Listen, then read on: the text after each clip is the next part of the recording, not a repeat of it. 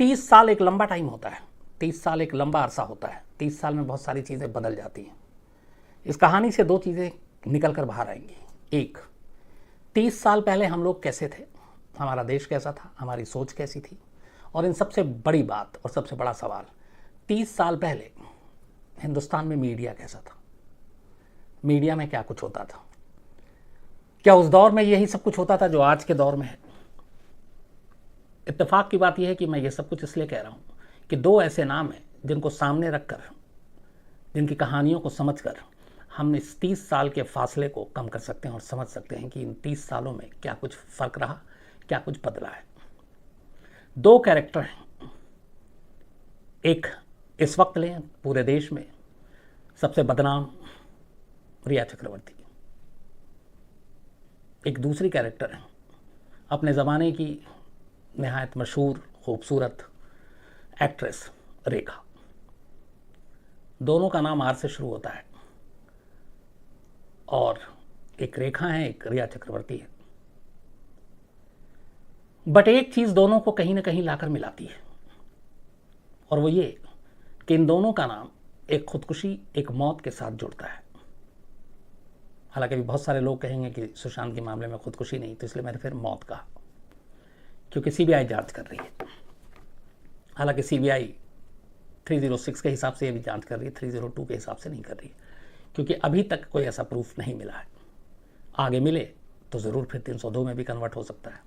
लेकिन आज की सच्चाई, आज की तस्वीर ये है कि यह मामला एक खुदकुशी के हिसाब से ही जांच कर रही है सीबीआई, जब तक कि 302 उसमें वो शामिल ना कर ले। रिया चक्रवर्ती जब जब सीबीआई दफ्तर में पेश हुई, जब जब ईडी के दफ्तर में, जब जब एनसीबी के दफ्तर में, अभी तो वो भायखला जेल में, तो आप लोगों ने बहुत सारी चीज़ें देखी होंगी मीडिया में, किस तरीके से पीछा किया गया, किस तरीके से घेरा गया, माइक लगाया गया। ये एक मीडिया का आज का दौर है। 30 साल पहले ऐसे एक मामला आया था, तब भी क्या ऐसा था? तो दो चीज़ें हैं। 30 साल पहले हिंदुस्तान में न्यूज़ चैनल नाम की ऐसी कोई बाढ़ नहीं थी। एक दूरदर्शन हुआ करता था, मैं 1990 की बात कर रहा हूँ, और एक आध दो प्राइवेट चैनल शायद शुरू होने वाले थे, जैसे जी, और एक आध मुझे याद नहीं आ रहा है। बाकी के चैनल जो है सब उसके बाद आए।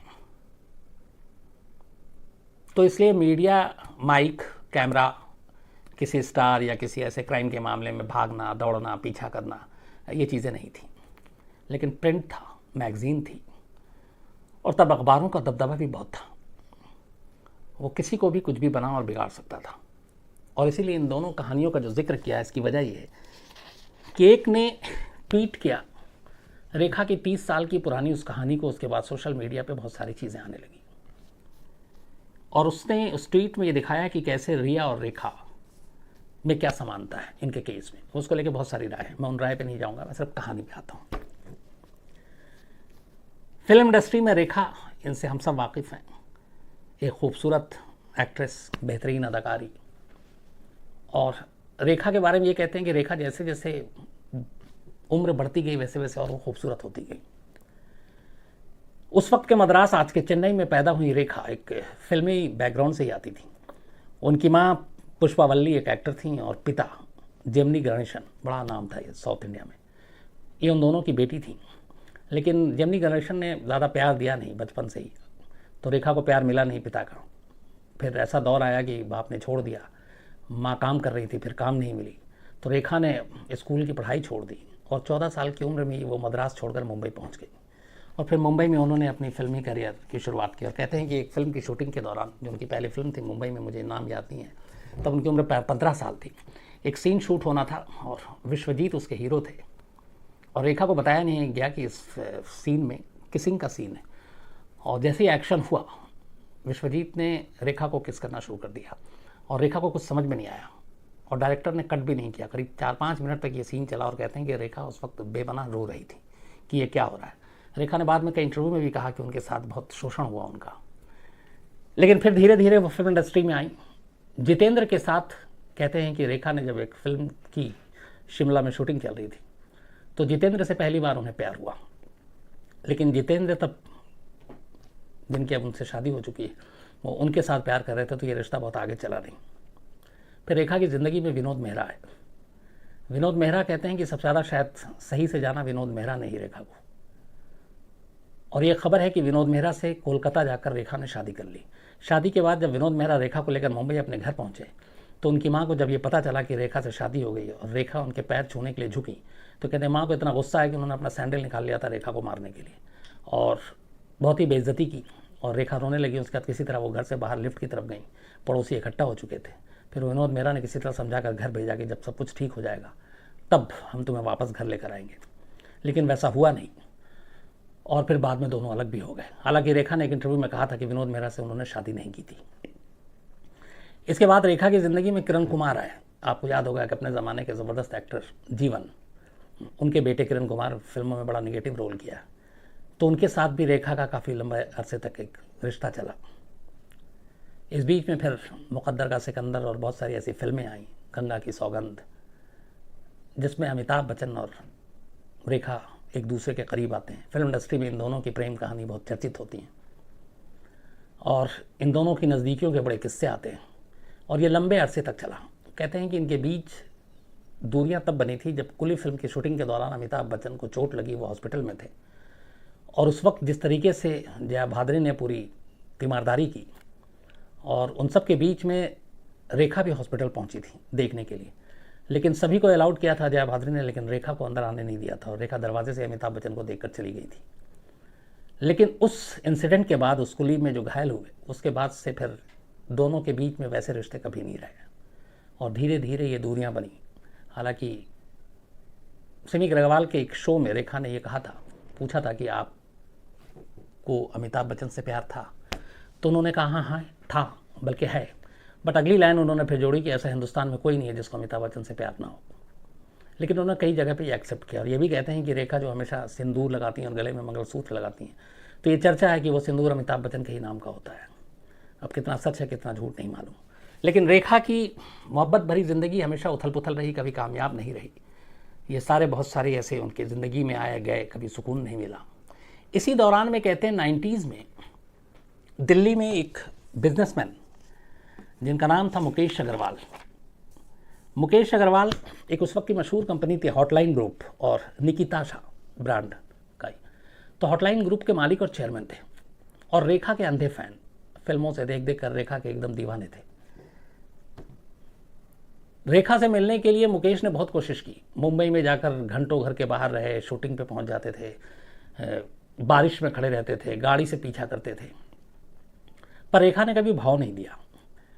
इस दौरान में दिल्ली में एक दो पार्टी में मुलाकात हुई। चूँकि मुकेश अग्रवाल एक बड़े शख्स बिजनेसमैन, तो इनकी मुलाकात हुई। मुकेश अग्रवाल ने काफ़ी कोशिश की रेखा को मनाने की, कभी रेखा पसीजी नहीं। लेकिन फिर अचानक पता नहीं क्या हुआ कि रेखा ने अपनी एक दोस्त से मुकेश अग्रवाल का नंबर लिया और उनसे बातचीत की। इसके बाद इन दोनों में बातचीत शुरू हुई और इस बातचीत के 1 महीने के अंदर मुकेश कई बार मुंबई गए, रेखा से मिले, रेखा दिल्ली आई, मुकेश से मिली और 1 महीने में ही दोनों को प्यार हो गया और ये हुआ कि अब दोनों शादी करेंगे। रेखा अब अपनी ज़िंदगी में एक स्थायित्व चाहती थी, स्टेबिलिटी चाहती थी, क्योंकि उनके अब तक के सारे रिश्ते जो है वो अधूरे रहे, उसमें बड़ा खटास था, कभी कोई मंजिल तक कोई ऐसा रिश्ता पहुंचा नहीं। तो मुकेश अग्रवाल की सूरत में रेखा को नज़र आया कि शायद अब उनकी ज़िंदगी में एक स्टेबिलिटी आए और 1 महीने के अंदर अंदर दोनों ने फैसला कर लिया कि वो शादी करेंगे। बात 1990 की थी। अचानक तस्वीर छपती है और ये शादी बड़ी गुपचुप तरीके से हुई, कुछ खास लोगों को ही मालूम थी इस शादी के बारे में और रेखा और मुकेश अग्रवाल ने शादी कर ली। मीडिया में बाद में ये बात लीक हुई। लीक होने के बाद फिर रेखा ने भी इसको बताया कि हाँ उन्होंने शादी कर ली और मुकेश गुप्ता उनके पति हैं और मुकेश गुप्ता चूँकि हॉटलाइन ग्रुप के चेयरमैन थे। लेकिन बदकिस्मती ने जो रेखा का पीछा 14 साल की उम्र से शुरू किया था वो 1990 में भी आकर ख़त्म नहीं हुआ। शादी के 7 महीने के अंदर अंदर दोनों के रिश्तों में ज़बरदस्त उतार चढ़ाव आया। रेखा की जो बायोग्राफी लिखी गई है उसमें ये कहा गया है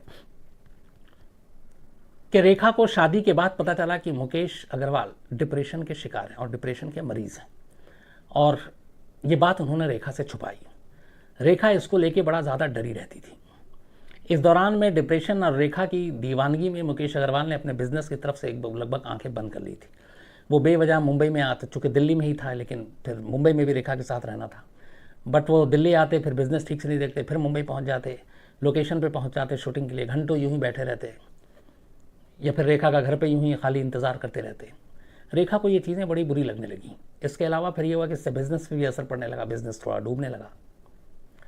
और सबसे बड़ी बात यह है जो कहा गया, वो डिप्रेशन की बीमारी का सच जब रेखा को पता चला तो रेखा ने धीरे धीरे मुकेश अग्रवाल से किनारा कशी करना शुरू कर दिया, और यहीं से दोनों के रिश्तों में खटास आनी शुरू हुई। उसके बाद फिर ये हुआ कि कुछ वक्त ऐसा आया जब मुकेश से रेखा ने मिलने से ही मना कर दिया। वो दिल्ली में, रेखा मुंबई में अपनी शूटिंग में, इधर बाहर, और धीरे धीरे ये चीज़ें कहते हैं कि मुकेश अग्रवाल को खाने लगी। हालांकि सच्चाई क्या थी इन दोनों के रिश्तों के बीच में, ये कभी पूरी तरह सामने नहीं आया, क्योंकि रेखा ने कभी भी इस पर कमेंट्स नहीं किया। धीरे धीरे 7 महीने के अंदर अंदर ही, सिर्फ 7 महीने हुए थे शादी को रेखा के मुकेश अग्रवाल से, 2 अक्टूबर 1990 गांधी जयंती का दिन था ये, रेखा स्टेज शो के लिए लंदन गई हुई थी, और 2 अक्टूबर 1991 को वो वहीं थी। ये 1990 में शादी हुई थी, 1991 की बात है। 2 अक्टूबर 1991 रेखा लंदन में स्टेज शो कर रही थी, मुकेश अपने घर पे थे। रेखा के पास फ़ोन आता है, रेखा की जो ननद है, जो मुकेश की बहन है, उनका, कि मुकेश ने गले में फंदा डालकर पंखे से लटककर खुदकुशी कर ली। रेखा के लिए यह खबर किसी बम की तरह थी। इस दौरान इधर खबर तेज़ी से फैली, क्योंकि एक तो मुकेश अग्रवाल रेखा के पति के तौर पे पूरे देश में कुछ वक्त पहले ही सारे अखबारों में, मैगजीन में खबरें भरी पड़ी हुई थी, और अचानक उसी रेखा के पति की खुदकुशी की खबर, लोग हिल गए। इसके बाद धीरे धीरे जो खबरें बाहर आई उसने सबको बेचैन कर दिया। पता चला कि मुकेश ने अपने गले में जो फंदा कसा था, वो फंदा रेखा का दुपट्टा था, और उस दुपट्टे से अपने गले में फंदा बनाया और उसका दूसरा सिरा पंखे में डाला और वो झूल गए। और इस दुपट्टे को लेकर कहानी आई कि वो आखिरी वक्त तक रेखा के प्यार में बुरी तरह से गिरफ्तार थे, रेखा से बेइंतहा प्यार करते थे, और रेखा की दूरी और रेखा की जो बीमारी उनकी जानने के बाद किनारा हो जाना, इन चीज़ों ने मुकेश को बुरी तरह से तोड़ दिया। और उसी गम में और डिप्रेशन में मुकेश ने निशानी के तौर पर रेखा के दुपट्टे से ही गले में फंदा डालकर खुदकुशी कर ली। खबर रेखा तक पहुंचती है, रेखा वहां से भागते हुए इंडिया पहुंचती हैं, लेकिन इंडिया आते ही एक दूसरी कहानी शुरू हो जाती है, और इस कहानी की शुरुआत होती है मुकेश अग्रवाल की माँ से। मुकेश अग्रवाल की माँ आकर जो कहती हैं, वो एकदम एक हिंदुस्तान में जो आम सास बहू की जो कहानियाँ होती हैं, लगभग वही थी। और उनकी 2 लाइनों ने इस पूरी मुकेश की मौत की कहानी को पलट कर रख दिया, और देखते ही देखते रेखा घर घर में एक विलेन के तौर पर बदनाम हो गई। मुकेश की मां ने यह कहा, चूंकि जवान बेटे की मौत हुई थी, रेखा के बारे में, और जब उनसे पूछा गया उस वक्त जाकर जर्नलिस्ट ने सबने पूछा कि कैसे हुआ, क्यों सुसाइड किया, सब कुछ ठीक था, तो मां और मुकेश के भाई दोनों ने उस दिन बयान दिया था मीडिया को। जो मां ने कहा पहली चीज़ 3 अक्टूबर 1991 को, वो ये कहा था कि वो डायन मेरे बेटे को खा गई। ये वो डायन किसी और के लिए नहीं, रेखा के लिए कहा था। भगवान उसे कभी माफ़ नहीं करेगा। ये मुकेश की मां ने मीडिया को बयान दिया था कि भगवान उसे कभी नहीं माफ़ करेगा, क्योंकि वो डायन मेरे बेटे को खा गई है। अनिल गुप्ता जो मुकेश गुप्ता के छोटे भाई थे, उन्होंने कहा कि मेरा भाई रेखा से सच्चा प्यार करता था, और वो उसके लिए कुछ भी कर सकता था। वो उसके लिए जान दे भी सकता था और जान ले भी सकता था। रेखा ने जो कुछ उनके साथ किया वो बर्दाश्त नहीं कर पाया, और इसीलिए उसने खुदकुशी कर ली। हालांकि उन्होंने ये भी इल्ज़ाम लगाया था कि रेखा ने मुकेश से जानबूझ के शादी की थी सिर्फ मुकेश के पैसों के लिए। ये रेखा के देवर ने इल्ज़ाम लगाया। माँ ने रेखा को डायन कहा, भाई ने मुकेश के रेखा को पैसों के लालच में शादी करने के लिए कहा, और उनका यह भी कहना था कि जिस दिन उसने सुसाइड किया 2 अक्टूबर को, उस दिन सुबह वो बिल्कुल खुश था, नॉर्मल था, अच्छा था, तो कुछ समझ में नहीं आया कि ऐसा क्यों कर सकता था, जिंदा दिल इंसान था। इसके बाद ये पूरी खबरें छपी, मैगजीन, फिल्मी मैगजीन, हर जगह पे ये खबरें आने लगीं, और देखते ही देखते रेखा एक विलन, एक वैम्प की तरह हर तरफ बदनाम हो गई। सेम वैसे ही जैसे आज के दौर में रिया है। मैंने इसीलिए कहा सोशल मीडिया पे आया था। यहां तक कि उस वक्त फिल्म इंडस्ट्री में बड़े बड़े लोगों ने भी रेखा से किनारा कर लिया था।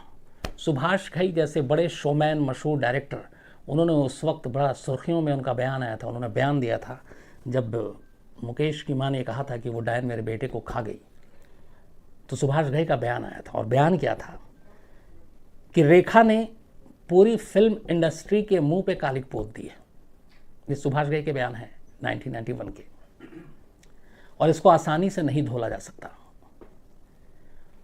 उनका कहना था कि रेखा की इस हरकत के बाद और मुकेश की इस मौत के बाद कोई भी शख्स हिंदुस्तान का किसी फिल्म इंडस्ट्री की एक्ट्रेस को अपनी बहू बनाने के लिए तैयार नहीं होगा। आप लाइन देखिए कि पहली तो ये कि फिल्म इंडस्ट्री के फेस पे एक ऐसा कालिक पोती है जो आसानी से नहीं धुलेगा। दूसरा, उन्होंने कहा कि रेखा की इस हरकत से कोई भी अब आम हिंदुस्तानी किसी हीरोइन को अपनी बहू बनाने से पहले 1000 बार सोचेगा। उन्होंने ये भी कहा था कि ये खुद रेखा के प्रोफेशनल करियर के लिए अब सबसे मुश्किल होगा और उन्हें शायद ही कोई डायरेक्टर काम दे किसी भी फिल्म में। उनका यह भी लाइन था कि अब ऑडियंस, जो दर्शक है, वो कैसे एक्सेप्ट करेंगे कि भारत की नारी और इंसाफ की देवी रेखा है। ये अपने आप में बहुत कड़े लाइनें थे उस वक्त रेखा के लिए, और इससे आपको ये भी पता चलता है कि फिल्म इंडस्ट्री ने भी कैसे रेखा को उस वक्त किनारे किया और रेखा को एक विलन के तौर पर देखा। इतना ही नहीं, कई फिल्मों में रेखा के साथ उस वक्त अनुपम खेर ने काम किया था। मुकेश अग्रवाल की मौत के बाद अनुपम खेर ने भी स्टेटमेंट दिया मीडिया में, और उनका ये कहना था कि now she is become the national vamp. ये अनुपम खेर की लाइन थी रेखा के लिए कि now she is become the national vamp. Professionally and personally I think it is a curtain for her. I mean, I don't know how will I react to her if I come face to face with her. अगर मैं कभी उनके सामने आया, आमना सामना हुआ, तो पता नहीं मैं कैसे फेस करूंगा।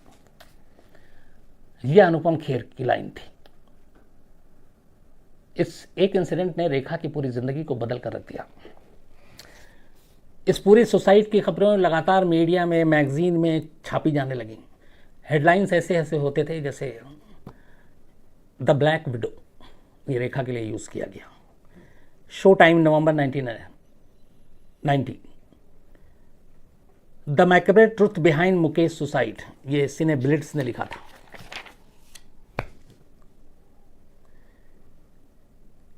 रेखा फॉर मर्डरिंग मुकेश अग्रवाल, इस तरह की लाइनें यूज की गई थी उस वक्त भी। 1990 और 2020 में हमें करीब 30 साल हो गए। ये सारी चीज़ें रेखा को फिल्म इंडस्ट्री में जो जो कहा गया और उन्हें एक विलन के तौर पर वो कभी सामने नहीं आती, और मतलब हर एक शख्स ने मुकेश अग्रवाल की मौत के लिए सीधा सीधी रेखा को कटघरे में खड़ा कर दिया। यहाँ तक कि कातिल के तौर पर भी कहा गया। मुकेश अग्रवाल की मौत को कत्ल बताया गया और कहा गया कि मर्डर किया गया है। रेखा ने उसके बाद कभी पलट के इस पर जवाब नहीं दिया और वो खामोश रहीं। फिर बाद में एक फिल्म थी, मुझे याद नहीं आ रहा है कौन सी फिल्म, उस फिल्म से उन्होंने कम बैक किया। हाँ, यहाँ तक कि जब ये इंसिडेंट हुआ तो रेखा की कुछ फिल्में थी जिसके जो ऑडियंस है, वो भी, जो दर्शक थे रेखा के अपने चाहने वाले, वो भी रेखा से नाराज़ हो गए थे। यहाँ तक कि उनके शहर में कई जगह पे पोस्टर तक पे कालिक पोत दी गई थी रेखा के, और रेखा का बायकॉट किया गया। लेकिन फिर उसके बाद रेखा ने कम बैक किया कुछ वक्त के बाद, और फिल्म सुपरहिट रही। बट इस एक इंसिडेंट ने रेखा की ज़िंदगी को बहुत बुरी तरह से बदल दिया था। 1990 का वो दिन है और आज का दिन है। रेखा ने फिर कभी नहीं कहा अपने एक बायोग्राफी को जो इंटरव्यू के लिए दिया था उसके अलावा, और न कभी इस बारे में कुछ जिक्र किया। उसके बाद मुकेश के भाई और माँ और बाकी तमाम लोग भी खामोश हो गए, और ये केस जो 1990-91 में था 2020 में भी वही है। एक सुसाइड का केस है और इसमें कुछ नहीं हुआ, क्योंकि कोई ऐसा नोट या कोई ऐसा जिम्मेदार किसी को ठहराने के लिए नहीं किया गया था उस केस में भी, तो वो हुआ नहीं। वरना ये भी था कि मर्डर है या रेखा की वजह से खुदकुशी की है तो रेखा को जेल जाना चाहिए। बट 1990 में जो ये केस जहाँ पे खड़ा था वहाँ पे आज भी है, इसमें कोई भी प्रगति नहीं हुई। लेकिन हाँ, उस वक्त, उस दौर में रेखा कुछ वक्त के लिए इस देश की सबसे बड़ी विलन बनी हुई थी। वो रेखा जिनके करोड़ों चाहने वाले हैं इस देश में। बट वक्त सबसे बड़ा मरहम होता है। वक्त पे मरहम रखा गया और धीरे धीरे ये गम भी दूर हुआ और रेखा वापस आती हैं, वापस फिल्म इंडस्ट्री में आती है, वापस अवार्ड फंक्शन में जाती हैं, कई फिल्मों में काम किया। यही सुभाष घई, यही अनुपम खेर, न जाने उसके बाद कितनी पार्टियों में, कितने अवार्ड फंक्शन में मिले जिन्होंने ये सारी बातें कही थी। मुझे लगा ये कहानी इसलिए सुनानी चाहिए थी क्योंकि इसके ज़रिए दो चीज़ें पता चलेंगी। 90 में भी इसी तरीके से मीडिया काम कर रहा था, 20 में यही है, बस फ़र्क ये है कि 20 में अब इलेक्ट्रॉनिक मीडिया का ज़्यादा जोर है, कैमरे माइक हर जगह है, पीछा हर जगह किया जा सकता है और अदालती फैसले से पहले फैसला सुनाया भी जा सकता है। तो ये थी कहानी रेखा के पति मुकेश अग्रवाल की खुदकुशी की, और हवाला लिया था यहाँ पे रिया चक्रवर्ती के साथ।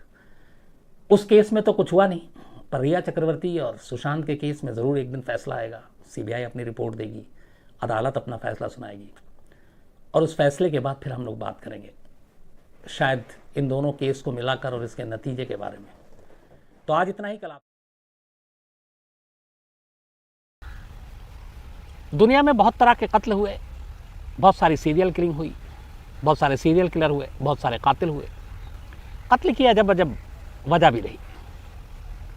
कई बार तो ऐसी भी कहानियाँ आई कि बेवजह कत्ल हो गया। लेकिन आज की जो कहानी है ये 17वीं सदी की कहानी है, 17th सेंचुरी की। 1630 से लेकर 1655 साल 1630 से 1655 के बीच की ये कहानी है। करीब 25 साल के दरमियान एक महिला, जो रिकॉर्ड पे वो ये कि 600 से ज़्यादा मर्दों का कत्ल करवाती है, और असली फिगर कहते हैं कि इससे 3-4 गुना ज़्यादा है, मतलब 600 नहीं, करीब 2000 से भी ज़्यादा। कमाल की बात यह है कि एक सीरियल किलर महिला है, लेकिन जब उसका सच सामने आता है तो ज़्यादातर जो महिलाएं थी उस देश की, उनको उस महिला से नफरत नहीं थी, बल्कि उस महिला के लिए प्यार था। ये एक अजीब बात है कि एक महिला जो रिकॉर्ड पे 600 से ज़्यादा लोगों का कत्ल कर चुकी, उसको लेकर किसी के दिल में नफरत नहीं महिलाओं के, बल्कि उसको लेकर प्यार है, हमदर्दी है, इज्जत है। ऐसा क्यों? कहानी रोम की है और कहानी 17वीं सदी की है।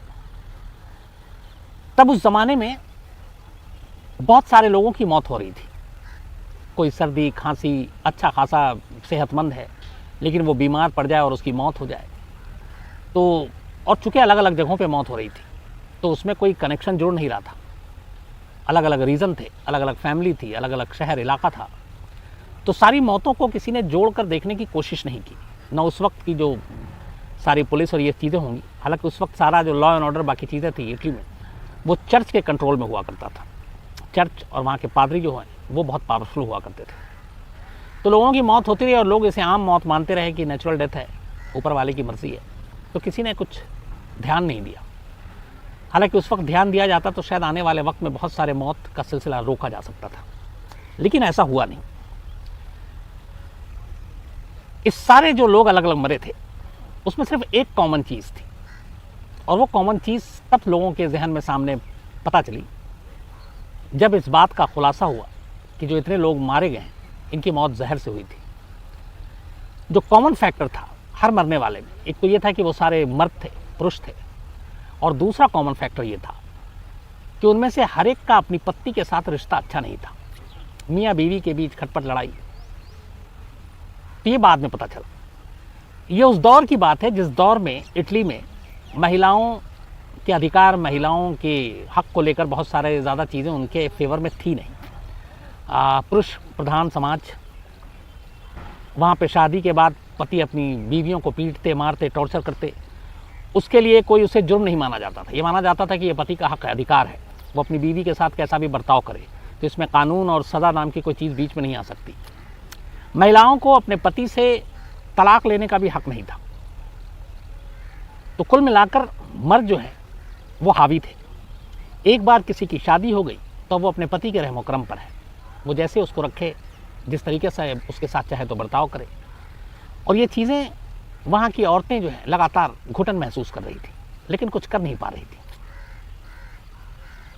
और इसी चीज़ ने शायद इस कहानी को जन्म दिया।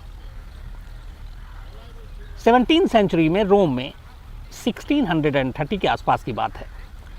सिसिली और नेपल्स, दो शहर ऐसे, और रोम के अलावा, जहाँ पे एक गैंग काम कर रहा था। इस गैंग को जहरीला गैंग भी कहते थे, क्योंकि इस गैंग का खास जो काम था वो यही था, जहर से लोगों को मारना। और इस गैंग की सरगना थी जूलिया टूफाना नाम की एक महिला जो विधवा थी और उसकी एक बेटी थी। जूलिया टूफाना की कहानी ये थी कि जूलिया टूफाना की माँ को सजाए मौत हुई थी। जूलिया टूफाना की माँ भी अपने पति के जुल्म से बड़ा ज़्यादा परेशान थी और उसके पति की मौत जहर से हुई। तो बाद में वो पकड़ी गई, जूलियाना की जो माँ थी, और उसको फिर सज़ा हुई। चर्च ने फैसला सुनाया और उसे सजाए मौत दी गई। उसके बाद जूलिया टूफाना उस जगह से रोम पहुंच गई और उसकी शादी हो चुकी थी, एक बेटी थी। लेकिन फिर कुछ वक्त के बाद जूलिया टूफाना भी विधवा हो गई। अब ये बात कभी पता नहीं चला कि जूलिया टूफाना के पति की मौत कैसे हुई। बाद में ये शक हुआ कि शायद उसके पति की मौत भी जूलिया टूफाना के हाथों से हुई और जूलिया ने ही उसे जहर दिया होगा। तो जूलिया अपनी बेटी के साथ रोम पहुंच गई। जितने भी कत्ल किए, न तलवार, न गोली, न बम, किसी चीज़ से नहीं, बल्कि उसने एक नया तरीका ईजाद किया। उसने एक ख़ास किस्म का जहर बनाया और इस जहर का नाम भी खुद रखा, और इस जहर का नाम था एक्वा टूफाना। जूलिया टूफाना, टूफाना का अपना जो सरनेम था उसने एक जहर के नाम में यूज़ किया और जहर का नाम दिया एक्वा टूफाना। कहते हैं कि जहर की 4 बूंद ही काफ़ी थी किसी की जान लेने के लिए। इस जहर की ख़ास बात यह थी कि इस जहर को उसने कई अलग अलग तरीक़ों से इस्तेमाल करने का तरीका निकाला। महिलाओं को कहा कि आप अपने मेकअप बॉक्स में रख सकती हैं। क्रीम के साथ उसने बोला कि आप इसको रख सकते हो, और इसको एक तरह से ये भी कहा कि ये एक फेस क्रीम है।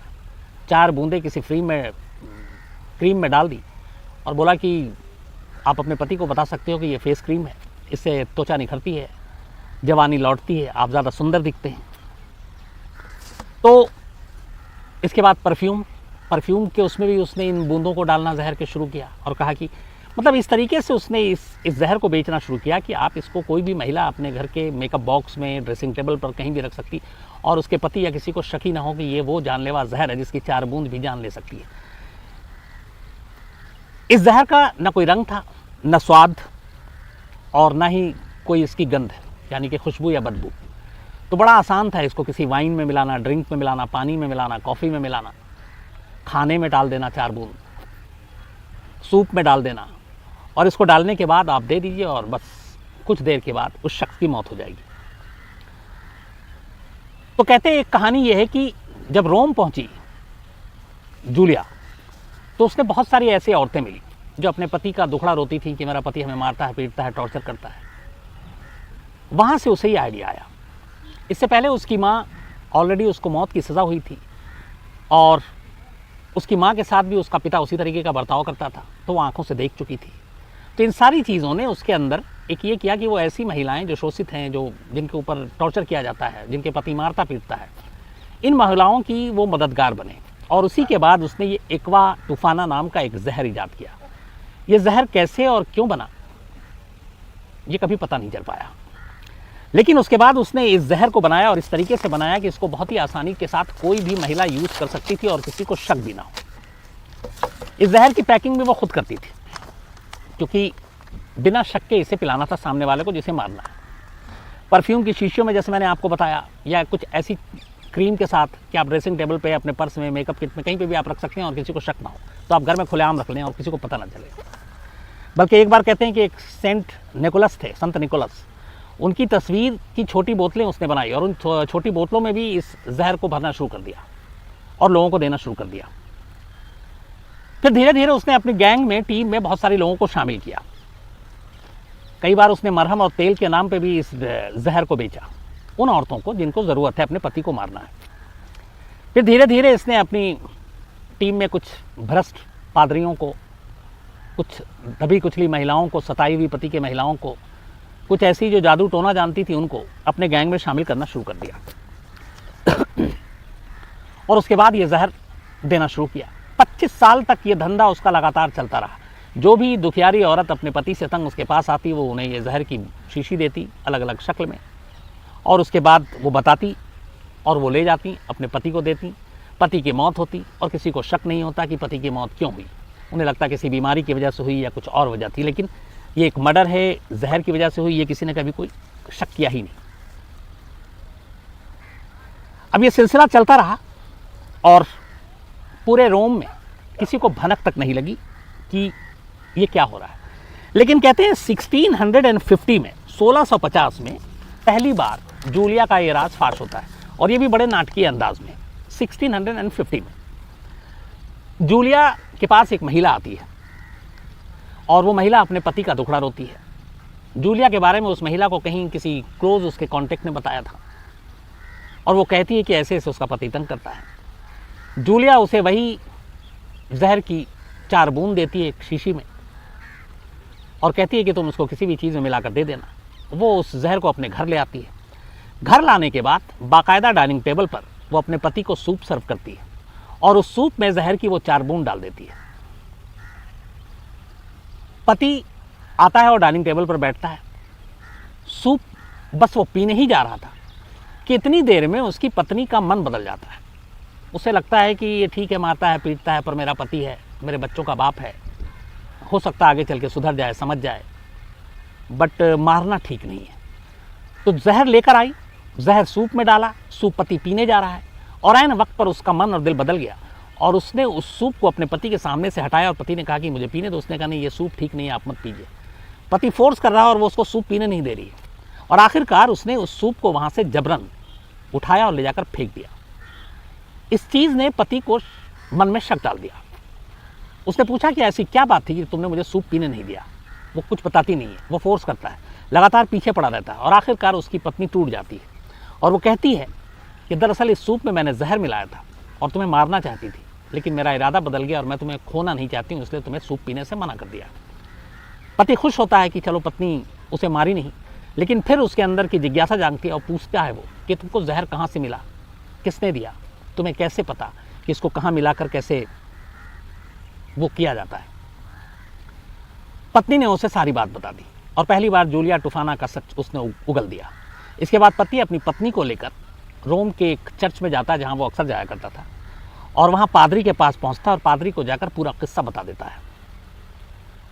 और पादरी के सामने उस शख्स की पत्नी ये कन्फेस करती है कि ये एक्वा टूफाना नाम का जहर उसे जूलिया टूफाना ने दिया था, और उसकी जानकारी में उसने ये जहर बहुत सारी औरतों को पहले भी दिया है अपने पति को मारने के लिए।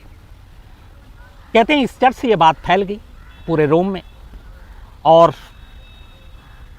जूलिया जो है अब उसके सर पे गिरफ्तारी की तलवार लटकने लगी, मौत तय थी उसकी।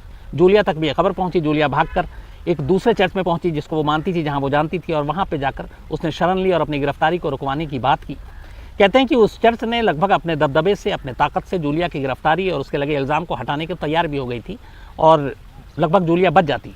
लेकिन तभी रोम में एक अफवाह फैल गई कि जूलिया की गिरोह में शामिल जादू टोना करने वाली महिलाएं और जूलिया का ये राज जब फाश हो गया तो इन लोगों ने मिलकर रोम के पूरे पानी में जहर मिला दिया है, और इनकी साजिश है कि रोम के सारे लोगों को मार डालो ताकि हम बच जाएं।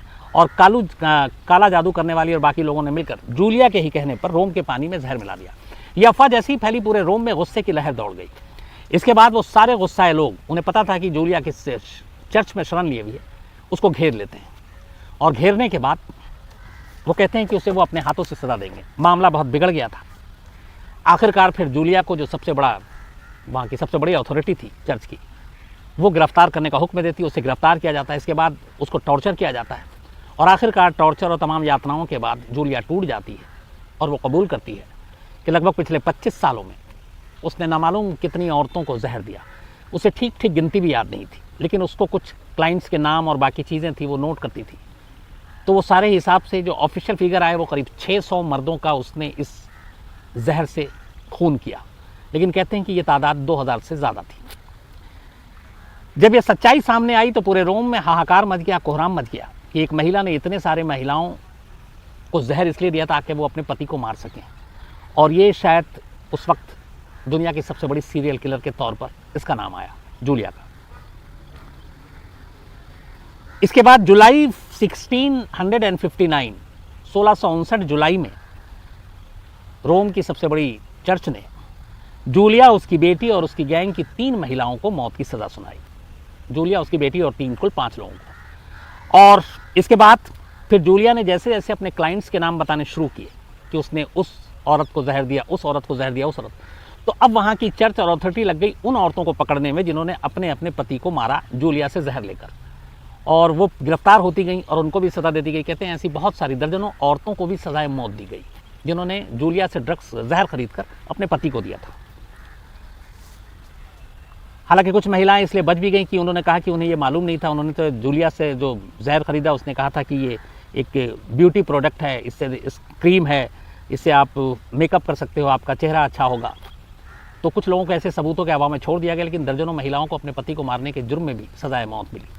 इस कहानी में सबसे इंटरेस्टिंग चीज़ ये आई कि जिस दिन जूलिया को मौत की सज़ा दी जानी थी 59 में, कहते हैं उसी दिन जूलिया अचानक रहस्यमयी तरीके से उस जेल से गायब हो गई।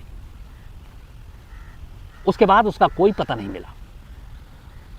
तमाम उसकी खोजबीन की गई, लेकिन जूलिया का सुराग नहीं मिला। जिस महिला को फांसी होनी है, बल्कि मौत की सज़ा है, मौत मिलने वाली है कुछ देर के बाद, उसी दिन, उससे कुछ घंटे पहले उसका भाग जाना, ये बड़ा अपने आप में हैरान करने वाला था। इसके पीछे शक ये भी जताया गया कि जिस चर्च के साथ वो जुड़ी हुई थी, उसके कुछ लोग उसके साथ मिले हुए थे और उन्होंने शायद उसके भागने में मदद की।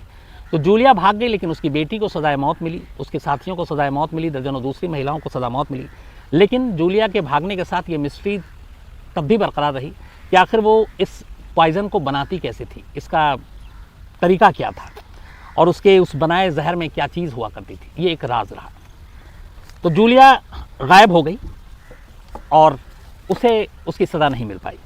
इसी दौरान में जूलिया के गायब होने की खबर जब पब्लिक हुई, तो एक जर्मन के मशहूर कंपोज़र थे वुल्फगांग एमडेस मोजार्ट। मोजार्ट बीमार पड़ गए, उसी अगले महीने भर के अंदर की बात है। और जब वो बीमार पड़े, बहुत ही फेमस मशहूर शख्स, तो मोजार्ट ने एक बयान दिया और कहा कि उन्हें मालूम है कि वो अब ज़्यादा दिन तक ज़िंदा नहीं रह पाएगा। और वजह बताई, बोला कि मुझे मालूम है कि मुझे जहर दिया गया है, और ये जहर वही एक्वा टूफाना है, और इसकी डोज के हिसाब से मैं अंदाज़ा लगा रहा हूँ कि मैं जिस तरीके से बीमार पड़ता जा रहा हूँ, अभी मेरी बीमारी बढ़ती जा रही है, कि मैं कितने दिन तक और ज़िंदा रहूँगा और इतने दिनों में मैं मर जाऊँगा। और वाकई मोजार्ट ने जो कहा था, ठीक उतने ही दिनों के अंदर अंदर मोजार्ट की मौत हो गई। तो आखिरी मौत मोजार्ट की हुई थी। जूलिया का कोई सुराग नहीं मिला, और जूलिया के साथ वो जहर का राज भी हमेशा के लिए दफन हो गया।